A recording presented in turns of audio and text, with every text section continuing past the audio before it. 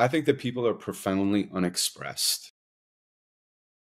I feel that in the world of constant connection, we are disconnected from ourselves and each other. And I think it's become a mental health and emotional health epidemic.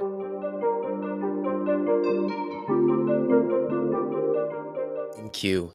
The one thing that I find with many authors and you in case as well is that the book that they get the most from is not any that they read, but it's the one that they write.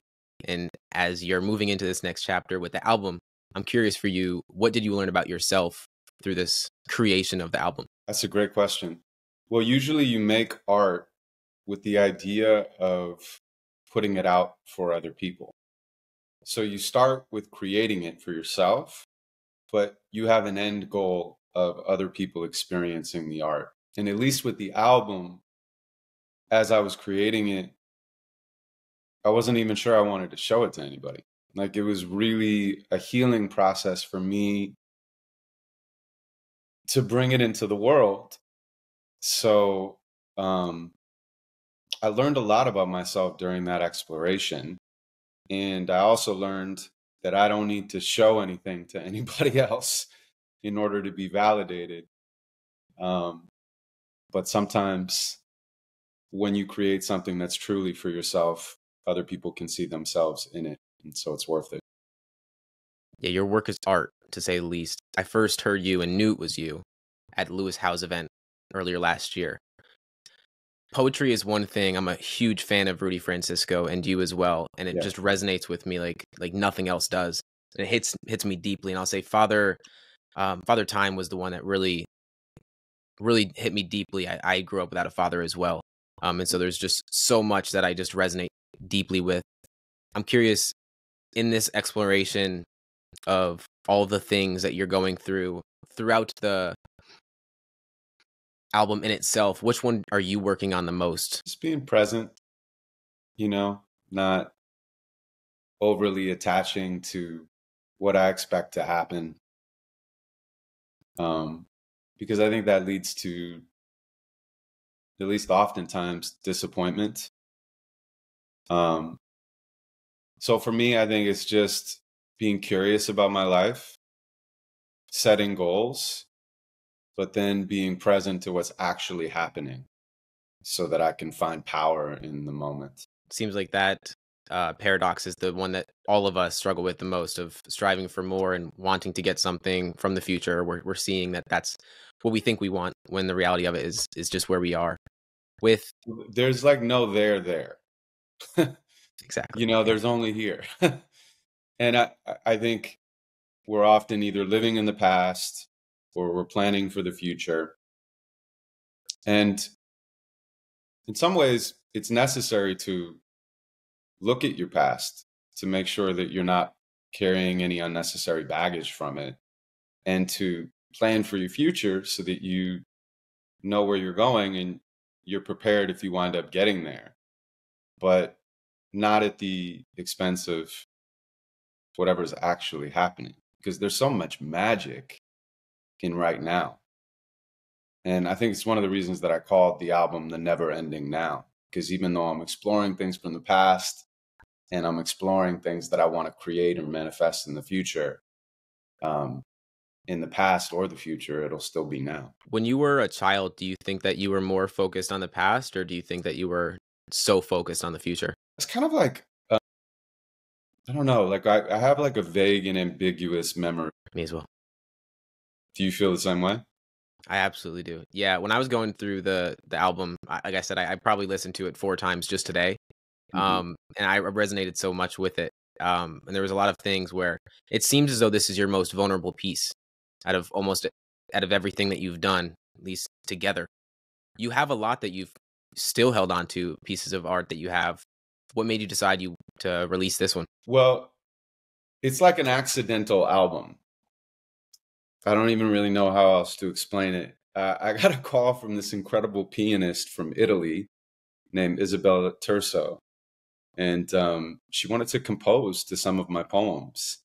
And so I sent her a couple of voice notes, and she did these beautiful compositions for it. And I went into the studio and I created some demos. And then I was like, these are really amazing, but I don't know what to do with them. It's not stylistically what I would have chose if I was consciously going to make an album for the public. I wouldn't have thought of like classical piano and some strings and some spoken word as like my big next release. I'm not even sure there's really much of a market for it. But because of that, we ended up creating this really unique piece of art. And then, so I had these like demos basically, and I was like, I don't know what to do with these. And then my wife and I were in a really kind of like deep conversation one night, and she decided to record the conversation. And I knew she was recording it because she said, I'm going to record it. And she put the phone out. But like we were already so deep in the conversation that it didn't change the authenticity of it. Yeah. And, certainly wasn't expecting anybody else to ever hear it. And then she sent it to me a few days later. And I listened to the conversation and then kind of realized that that could be the through line for a larger album. And so that's kind of how this accidental album was born. And then when I finished it, as I said, I wasn't sure I wanted anybody to hear it. And so I kind of like listened to it on my own, and I was like, yeah, this is exactly what I wanted to make. And then I sent it to a few people, and people really resonated with it. And so then I was kind of like, all right, if at least one person out there could have a similar healing journey to me, as the person that created it, then it would be worth it to put it out into the world. I mean, you heard the album. What was your internal experience while you were listening to it? Did it make you reflect on your own life? Did it bring about memories or like any clarity on lessons or anything? Yeah. I love that I'm the first podcaster you get to speak to on this, because this is something that poetry is something that I heard Rudy Francisco a few years ago, and he was the first poet I ever heard. And I heard his work, and it was kind of like a piece of art that I had to be so grounded in.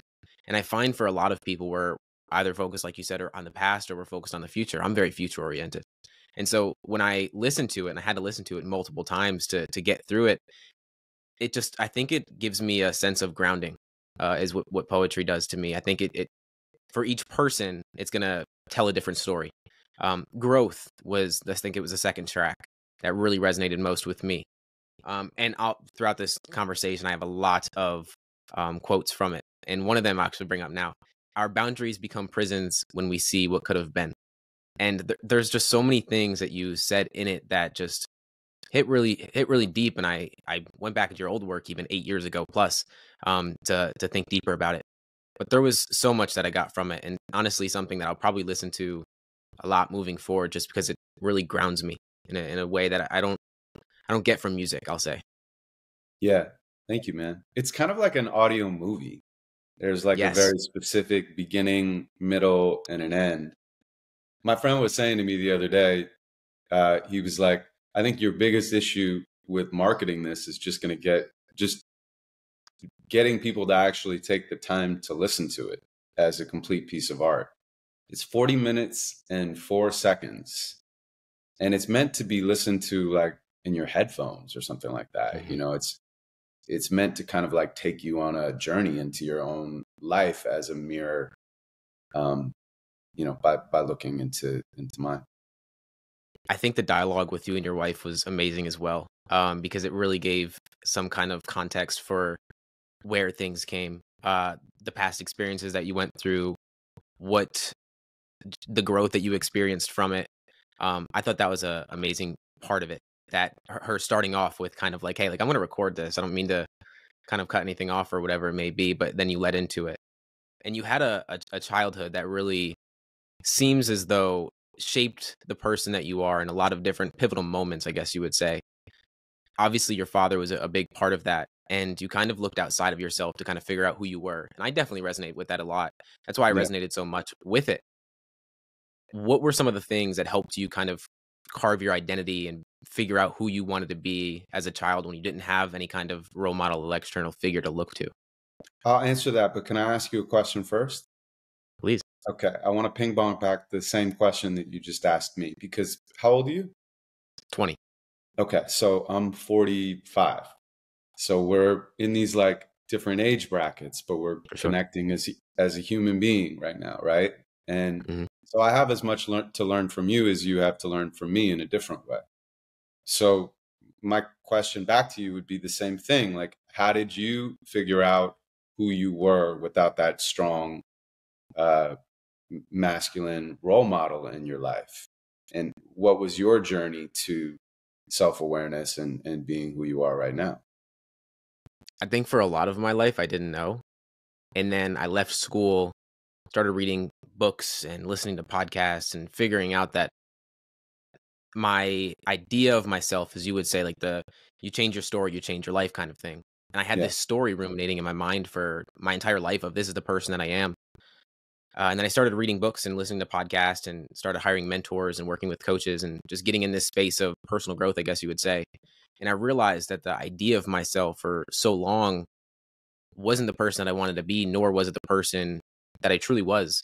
Um, and so I think a lot of it was looking at the people that I wanted to be like, people that were doing things that gave them purpose, and you can see the fulfillment in them, and kind of try to replicate and take what I could from each person that I admired in some way. And one person, I think Nas was a big person for you, right? In your early days. J. Cole was someone that, man, I listened to that man's music. I woke up to his voice every single day of my life for I don't even know how long. So he was someone that really definitely shaped the kind of my thought process in the way that I think about things, I would say. I mean, J. Cole is an incredible artist. I was listening to some of the snippets from Might Delete later this morning. Oh yeah. Yeah, yeah. Um, and he's still hungry and on fire, but he's also a spiritual teacher. And so I think he's a good person to listen to when you're figuring out who you are, because he's going to lead you in the right direction. Yeah, it resonated with me for sure. The right people come at the right times. Like you're attracted to the right people for a certain reason. And man, I listen to him like nobody's business. Yeah. And I still do to this day. I've been to 2 concerts in my life, and both of them were him. So it's just I resonate with him deeply. But what about yourself? I mean, definitely culture. You know, when you don't have a strong compass at home for whatever reason, you really look to culture for your identity. And whatever you're drawn to becomes a part of who you are, which I think is like, normal. We are a combination of all of our experiences, the ones we remember and the ones that we don't remember. And they kind of like inextricably tie together into the quilt of our lives. So I think it makes sense that you become a part of your family, you become a part of your community, your society, the different cultural things that you're attracted to. But ultimately, there's a voice that's deeper, that's inside of you, that only comes when you silence everything else. And that's who you truly are. And that voice is going to be the voice that tells you where to go next, what you're curious about, what you're enthusiastic about, passionate about, purposeful about, It's going to be your artistic voice, the voice that you have to listen to when you want to create. And ultimately, it's the voice that you have to negotiate with when you want to change your story, because that voice has to talk to all the other parts of you that are, sitting at the council table of your past. And you have to kind of like make a relationship with all those parts of yourself so you can move forward as a unified front, if that makes sense. It definitely does. And I'm curious for you because you identify as an introvert. It seems as though from a lot of the things that I've dove into your work. But at 15 years old, you jumped on stage and did a rap battle. I guess you can say you won in front of 200 plus people, and it was a really pivotal moment for you in your career trajectory. I guess you'd say. But as someone that's an introvert and you obviously have this passion, you can tell that you have talent and skill, and it's a gift that you have. What gave you the courage to step on that stage and say, "This is going to be the moment where I show up"? I mean, that particular moment, I was just, I was a kid, man. And um, we had snuck into some sort of a club or something like that. My friends were older at that time, um, and they were just doing a rap battle on stage. And I had been, freestyling and battling and writing, and so it was already really a part of my second nature at that point. And I liked the competition aspect of it, and I loved the meditation aspect of freestyling. Puts you in the moment. You're not Hmm. thinking about anything else but the next line and the next rhyme. And it was a place where I felt free. And then to be recognized and acknowledged for my creativity, and to have nobody else to take the blame and no one else to get the credit. It was just me. It was a very special moment. And um, I remember I was like, I literally like said something, and my final line of the battle, we went back and forth 2 rounds, as I said, I'm pushing this shit out like constipation. And 200 people are like, oh, and I just thought, man, I want to do this forever. I want to have that feeling forever. And so, I chased after it. But even me chasing after that feeling always started with the creation of something, whether it was the creation of something in a moment in front of other people, or it was the creation of something in a moment in private. It was always the creation that was most important, not the product. Where does that come for you? Creation. When does the muse hit you? Like how does that work? It's just paying attention to my life and seeing what stands out. If you're on shrooms, everything becomes bright. Oh yeah. Everything in life becomes like electric almost. Creativity is electric. And you just have to train yourself to be able to see when it's popping out of the rest of your day.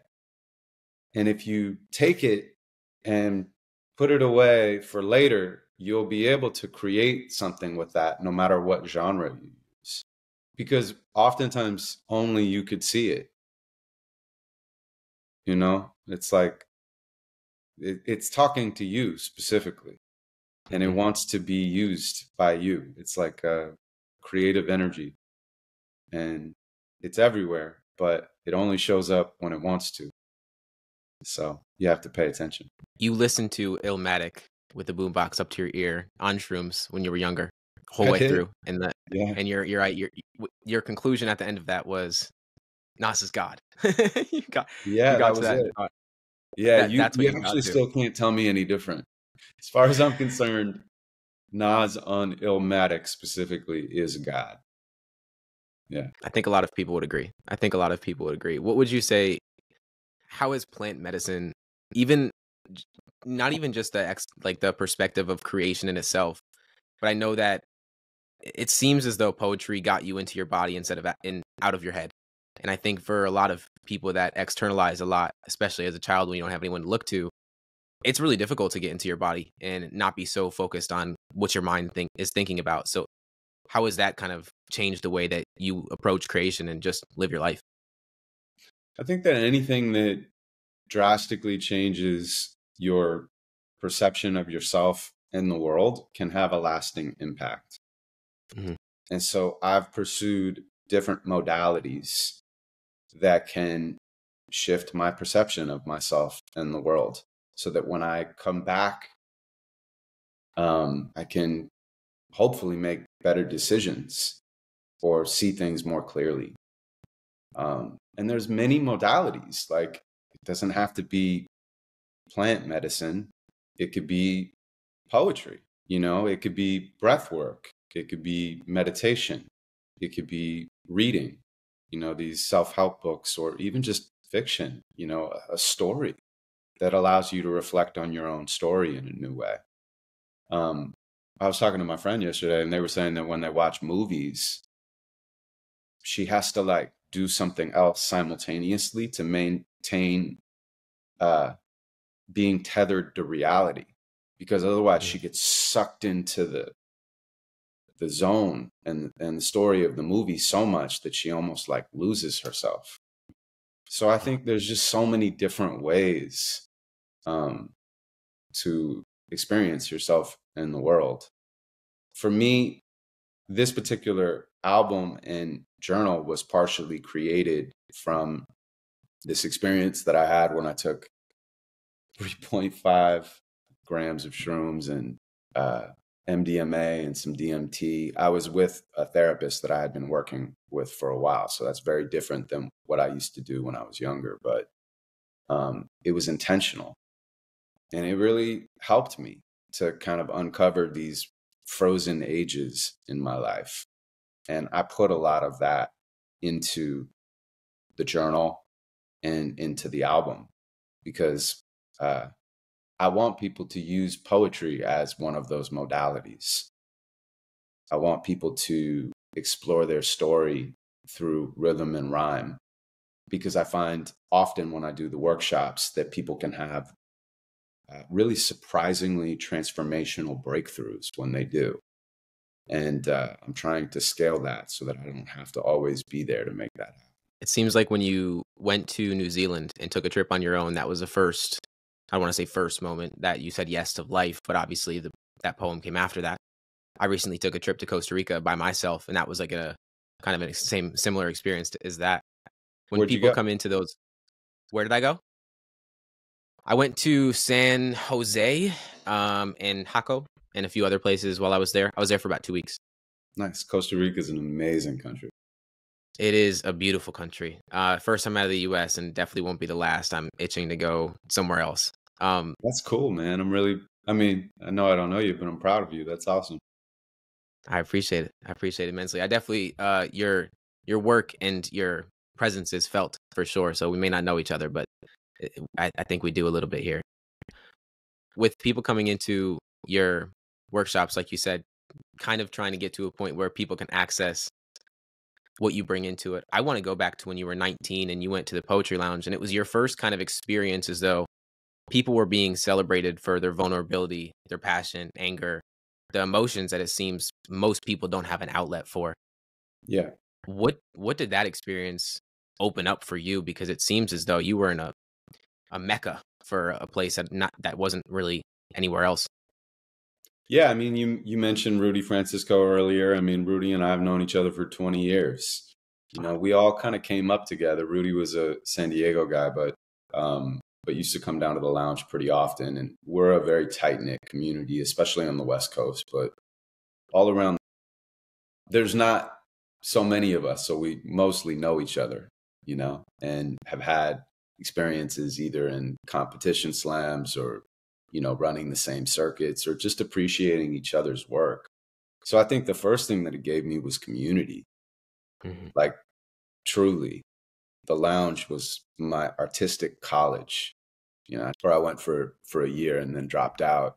So this was where I learned, and I learned from experiencing rather than conceptualizing. So just getting on stage and getting to perform the latest thing that I had written and being around all of these incredible artists that ultimately became a family was really special. I mean, everyone is lucky to live the stage and age that they are in the time that they are. You know, there's always going to be blessings and challenges to every time period. There were certainly blessings and challenges to that time period for me. But I was also with those group of people at that specific time. And it like made a lasting imprint on not only my career and my art. How do you use what that community taught you in your workshops and everything that you help people? Like when people come in to work with you, what do you find is like a commonality that a lot of people, maybe it's an expectation that they have or a feeling that you can feel within them? Like, is there anything that you notice that people come in with? Yeah, I think that people are profoundly unexpressed. I feel that in the world of constant connection, we are disconnected from ourselves and each other. Mhm. And I think it's become a mental health and emotional health epidemic. The lounge was a place to see and be seen. It was an opportunity to get up and tell your truth and be celebrated for not only the good, glitzy, glamorous, successful things, but also the dirty, ugly, challenging, painful things. And it taught me not to run from the darker side of life, but to embrace it so that I could alchemize it. And I've tried to do that in my poetry and in my sessions when I hold poetry workshops for other people. They come into the sessions, they don't consider themselves poets. They don't even realize that they're storytellers, that their lives are a mirror of the stories that they've been telling themselves over and over and over again. And so this is another way to become free of those stories. It is another way to become your own therapist. And it is another way for you to express that stuck energy inside of you and to move it, so that you can feel lighter in your life. When I started this podcast, I started as a straight solo episodes. Didn't have anyone on the podcast for a while. And it was almost my form of a public journal of some sort. And I realized I got a lot more from it than even anyone else did that was listening to it, just simply because I was expressing. And I'm with you on that as well. Getting an external perspective is really powerful. You talked about therapy being something that's struck a chord with you for a long time. What else have you done to kind of help you externalize those stories and kind of see them for not who you are, but just a story? I mean, I meditate almost every day. Been doing that for probably like 8 years, so that's Mm. something. I love to move my body in various ways because I think that it helps um, to just release stuck energy. So, I'm going to go to boxing after this, and that's fun. I don't like to get hit, but it's like a beautiful art form, boxing, a violent art form, but it's really beautiful, and endlessly interesting.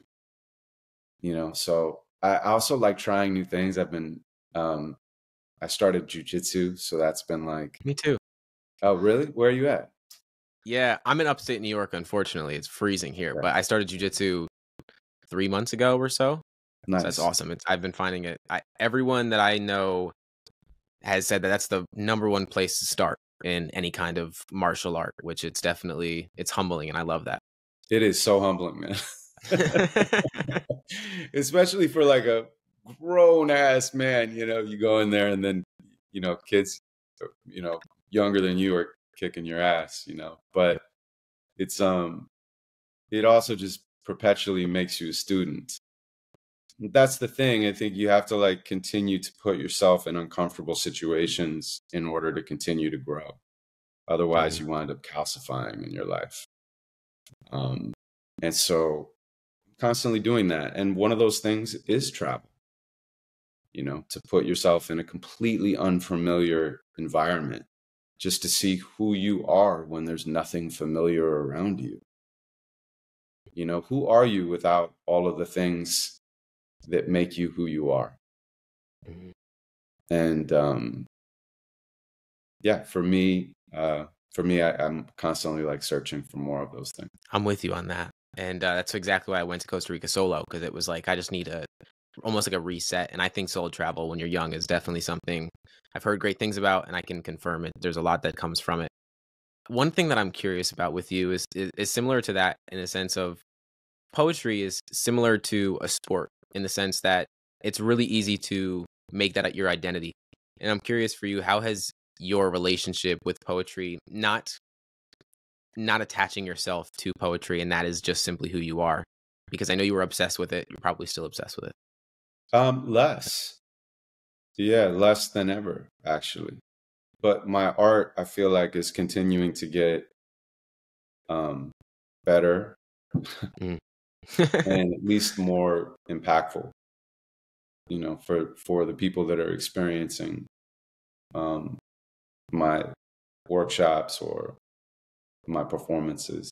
But I'm just, you know, much less attached to it being, you know, my identity. I mean, you know, I've accomplished a lot of things in my career, um, but the things that I've accomplished, it was like a jagged path to success. It Yeah. wasn't this, you know, stratospheric rise.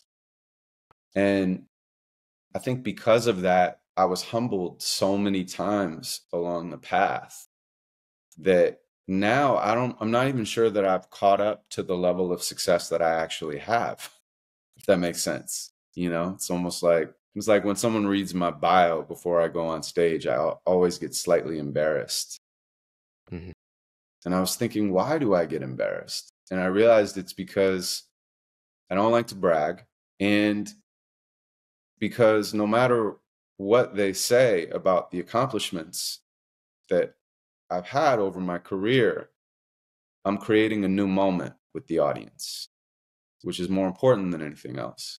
And finally, for every accolade that they're reading off, I know the 100 or the 1,000 failures that were behind that success. And so I slightly get a little bit shy. I don't want to be my accomplishments, because if I am my accomplishments, that also means that I am my failures. And all of a sudden, I become consumed by either needing to continue to accomplish or too afraid to take a risk because I'm scared to fail. Failure is part of life, it's necessary. So I don't want to be afraid to take risks. And when I take a risk and it really pays off, I don't want to be tied to anything external that tells me that I'm worthy of being alive or that I have value. No one can tell me that I have value. It's almost like I went from feeling when I was young in my career and hungry to be famous, to be successful, to be whatever. I had this like chip on my shoulder or this edge where I was like, you'll see me then. You'll see me when. And now I'm like, I see me now. Like, I don't need to be seen to be seen. I see myself for all of the beautiful and ugly that that is. And I hope that through my art, other people can see themselves and fully accept themselves so that they can see what they want to become next. When you were in your early 20s, you had a girlfriend that was surfed and had the opportunity to pursue that as a career, right? She Yeah, decided you've not to done a do that. lot of cool research. That's interesting. Yeah. Yeah, I mean, I take the opportunity to make sure I make the most of the opportunity to speak with you. And she decided not to go down that path. You kind of probably looked at her like she was nuts because you have this opportunity to take your passion and turn it into something that you can actually monetize. Was there ever a moment for you when you actually monetized? Because it took you till you were 30 or 31 around that time to actually finally monetize. As you just said, it was a long road of not doing anything, right? Not getting any kind of money for it. Was there ever a moment when you, I don't want to say hated poetry, but kind of had some kind of resistance to it because you started monetizing from it? Well, the thing is like when you start to monetize your art, you have like the taste of uh, success. You have the taste of compliments. You have the, you know, the world starts to open up a little bit for you. And people will tell you all of these things about you. And oftentimes they're really not about you. They're about how those people perceive you. And I think that if you get addicted to that, you then start to create from that place. Mhm. And it waters down your artistic voice, because you start to think, what do other people want to hear? Or how do I live up to the thing that I already made that was accepted and celebrated? And in doing that, you're not in discovery mode anymore. You're in trying to recreate something that has already succeeded. And I personally think that can be really dangerous, because then your fans, you start to almost work for them. You should never work for your fans. You should respect your fans. You should connect with your fans. You should appreciate your fans. You should acknowledge your fans. But you should not create for your fans, because they're not fans of your art because you're doing what they want you to do. They were fans of your art because you were doing what you wanted to do. And they recognized something inside of them that matched with something inside of your art that drew them magnetically to that thing. So like for me, like I'm so appreciative to anybody that has been positively impacted by my work, but I don't work for them, like I don't think that I'm more important than them, or that anyone is more important than anyone.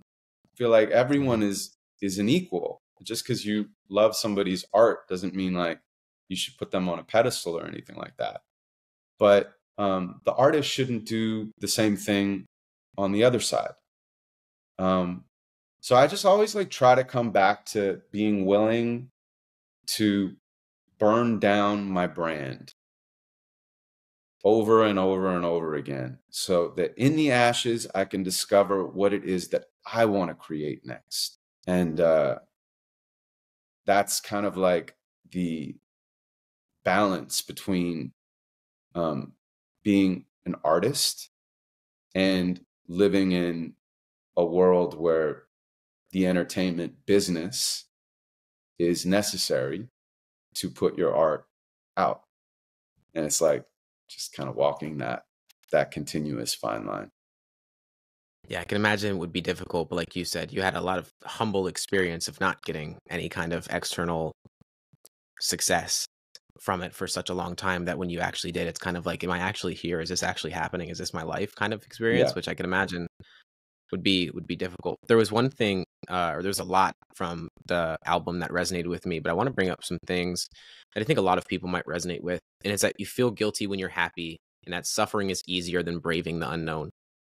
And I want to bring that up specifically because I think a lot of people get really comfortable in a life that isn't the life that they want for themselves, but it's the only life that they know. And going outside of that is terrifying. It's like a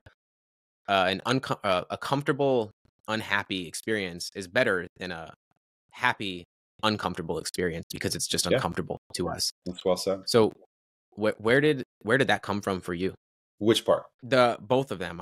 Well, we can say I feel guilty when I'm happy. Was that something that you dealt with when you were younger, or something that you've always dealt with?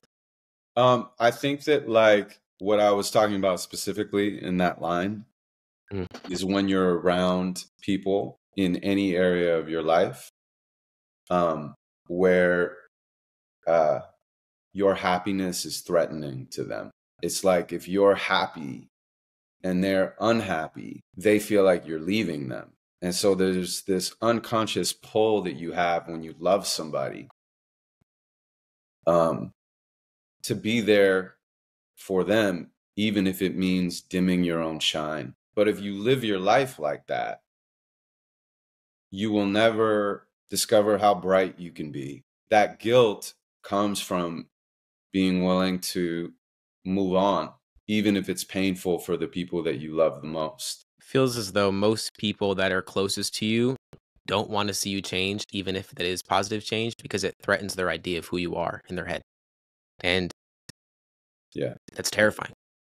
It's terrifying. Did you ever go through that? Yeah. Yeah. In the album, there was another thing that resonated with me: is happiness is not a point, it's a range. And you said a lot about peace through that as well. Is like when we're always looking outside of ourselves, peace isn't coming to us. It's something that is like, it's like an embodiment. It's not something that we can find. When you're trying to find peace, that's the whole, it's just wrong. Like that's the whole purpose. You're not finding it. It's because you're trying to find it, kind of thing. When did that come across to you? That was something that my therapist told me many years ago. He's passed away since, but he was a really positive force in my life, and probably the biggest like male figure that I ended up having. Anyway, he said, yeah, happiness is not a point, it's a range. And I remember it just stuck out. One of those things that I'm saying, it was like electric for me. And I put it away. And then many years later, I was able to apply it. And so I put it into a poem.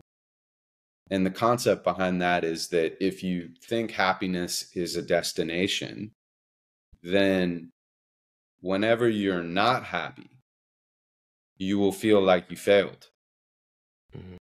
And you will have almost an excuse to blow your life up again. But if you realize that happiness is a range, whenever you dip down on the scale, you can just recognize that you're lower than you want to be, and you can do things like specific things in your life to make yourself happier and also healthier.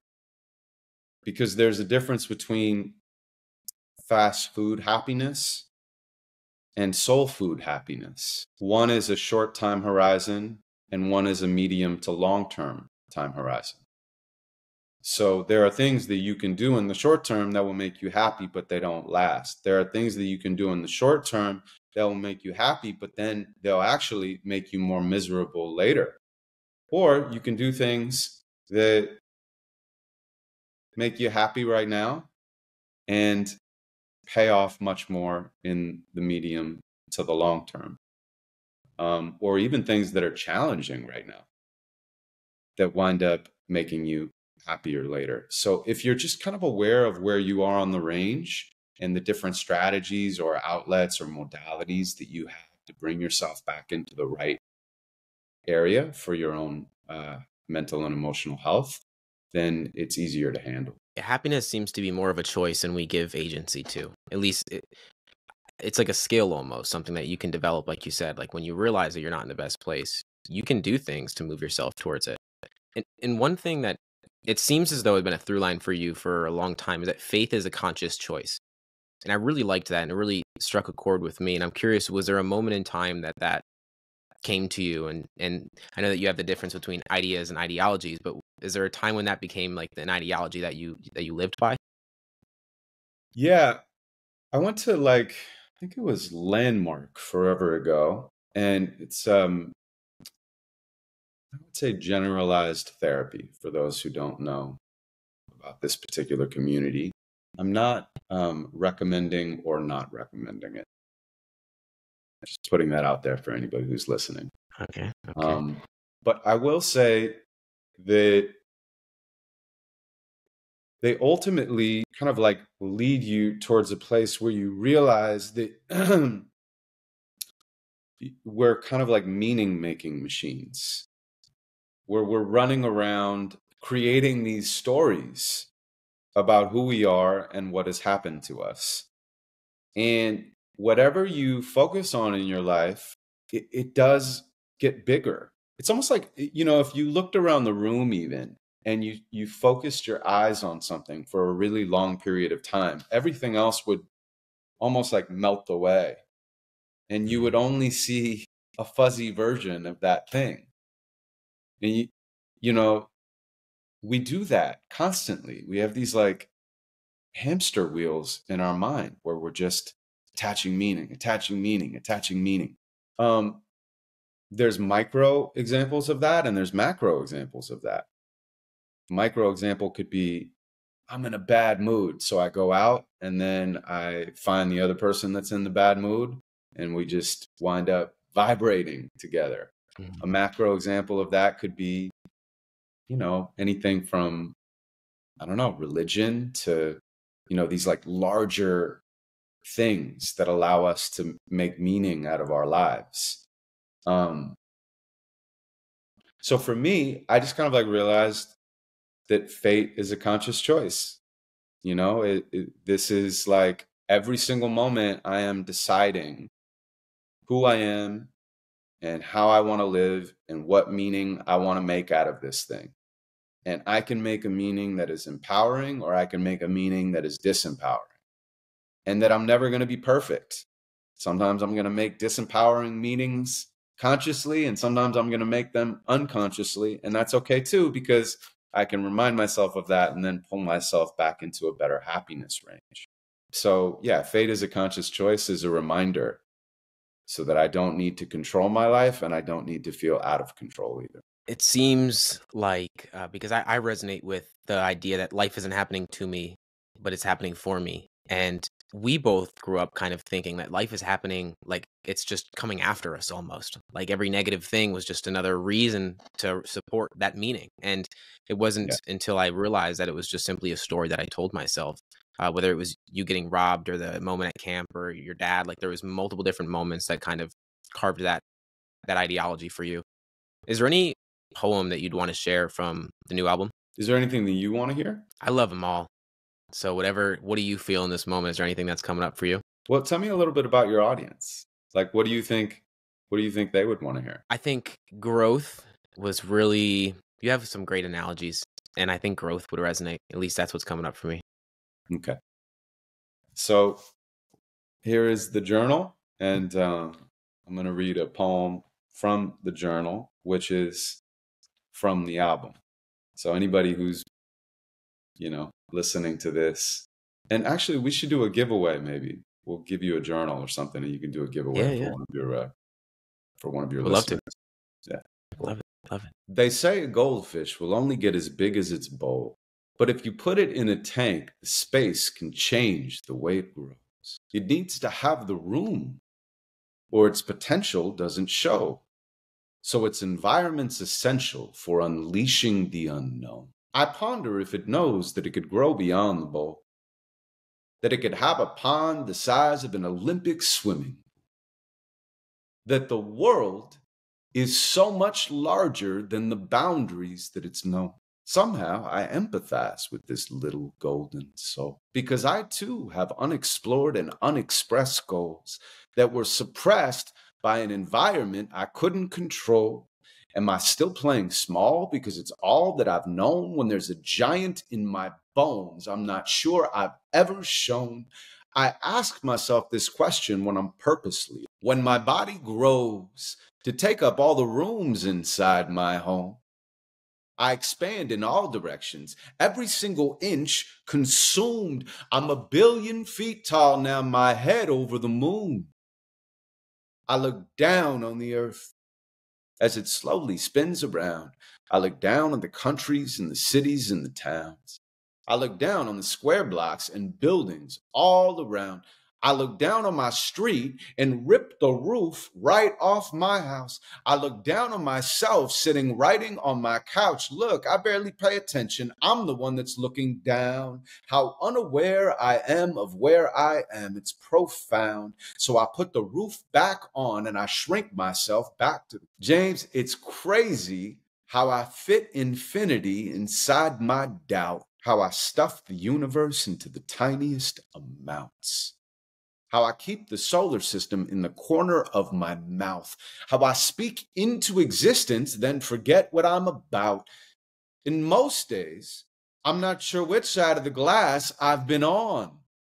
I win a Grammy in the shower every time I sing a song. But when the spotlight is on, my first instinct's to run. I have to super glue my feet to even tell you where I'm from. I've been training for a quarantine since I was very young. For an introvert, it slightly hurts to tell you that they'll come. I would rather get into a staring contest with the sun, although I'll never get to see who won. It's nature and it's nurture, twisting into jungle life, fighting the competition, branching out to reach the light. I tried to listen, but could only hear my ancient heart. It screamed at me to make my life into my greatest. But where to start? These walls are keeping people out and keeping people in. I guess it's good to know where someone ends and someone else begins. But our boundaries become prisons when we see what could have been. The biggest goldfish ever measured 18 inches, snout to fin. When I hear your poetry, I think, where does this come from? Like it blows me away every time. And like I said, I had to listen to it, I don't know, 4 times, 5 times. I went on a run this morning. It was just in my head the whole way through. And I listened to Father Time probably 10 times in the past week alone, just prepping for this a little bit. And I resonate so much with your work. And I'm so grateful for the opportunity to speak with you. There's one last question I ask every guest. My question to you is, what belief are you currently unlearning? Well, I used to be like really ambitious, and I'm much less ambitious now. Like, I have these goals for this particular project because it's like meaningful to me. And I hope that people listen to the album. I hope that they get the journal so that they can have their own hero's journey through poetry, to move through the themes of the album and create their own poems so that they can manifest what they want in the world and release anything that's no longer necessary. I want to, I don't know, try to get this nominated for a spoken word Grammy. I want to do listening parties and, tour around this project, and we'll do all of that stuff. But like simultaneously, I don't want to be like attached to any of that. I just want to give it as a gift to people, and they can do whatever they want to do with it. That's how I receive art best, is when it's given with no strings attached. So I want to have dreams and goals without being attached or ambitious. And I want to give this album and this journal away with no strings attached. I love it. Of course, the album and the journal and everything else you have going on will be in the show notes below. But is there any specific place you'd like to direct people? You can find me on Instagram. I'm at InQLife. And you can also go to my website at in-q.com. And if you do check out the album or you check out the journal, I would love to hear from you and hear what your experience has been.